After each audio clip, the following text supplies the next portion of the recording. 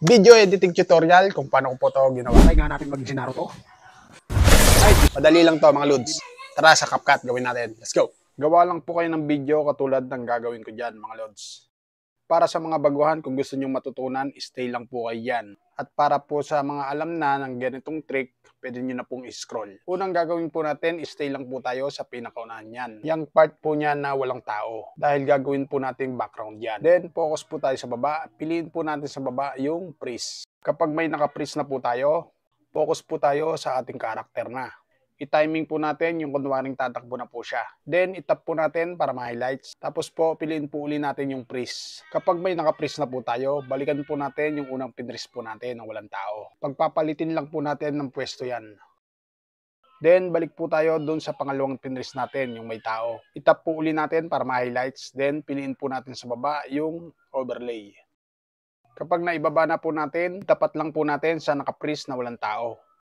Stay pa rin po tayo dyan sa ating binaba o yung second layer. Papaigsiin lang po natin yan, lalagay lang po natin sa 0.3.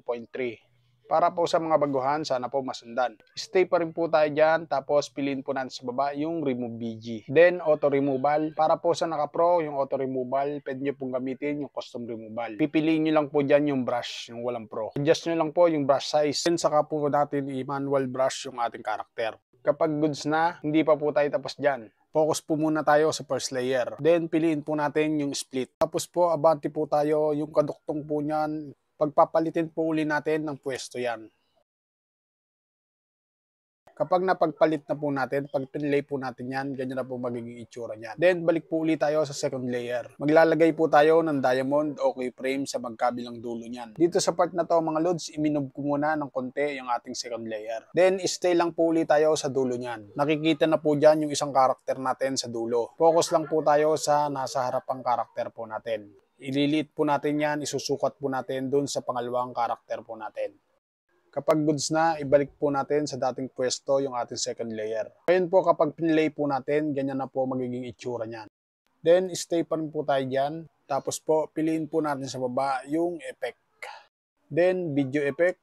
Dito mga loads, piliin lang po natin yung blur. Kapag goods na po tayo dyan, maglalagay naman po tayo ng flash effect. Tap po natin yung add overlay sa baba. Para madali nyo pong makuha to mga loads, screen record nyo na lang po yan. Dalawang klase po yan mga loads, kayo na po bahala kung ano gusto nyo piliin. Ngayon po, para matanggal po yung ating black background yan, piliin lang po natin yung splice sa baba. Tapos po, piliin lang po natin yung filter. Saka po natin i-adjust yung laki ng ating effect. Siyempre po, dapat naka-timing din po yan mga loads. Kapag i-play po natin yan, ganyan na po magiging itsura niyan. Then yung pangalawa po, same process lang din po ginawa ko mga loads. Ang pinagkaiba lang po, paharap po yung splash niyan. Kapag all goods na po tayo dyan, export na po muna natin to. Hindi pa po tayo tapos dyan mga loads. Balik po ulit tayo sa add new project. Kunin po natin yung in-export natin. Dito maglalagay naman po tayo ng shake effect. Piliin po natin yung effect sa baba. Then video effect po ulit. Search lang po natin yung shake. Tapos po, pag napili na po natin, i-adjust lang po natin yung speed ng 10 at yung intensity, 10 lang din. Dito, kailangan po uli natin ng timing mga loads. Pag goods na, paigsiin naman po natin yung shake effect po natin sa baba.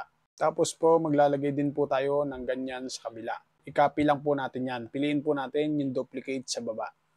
Then, i-timing lang din po natin sa kabila. Finally, kapag all goods na po, export na po natin to mga loads. Para sa mga baguhan, sana nasundan. Sana nakatulong. At kung nakatulong, huwag mo naman kalimutan i-follow ako para updated ka sa mga tutorial pang gagawin ko pa. Nasundan po ba? Sana nasundan.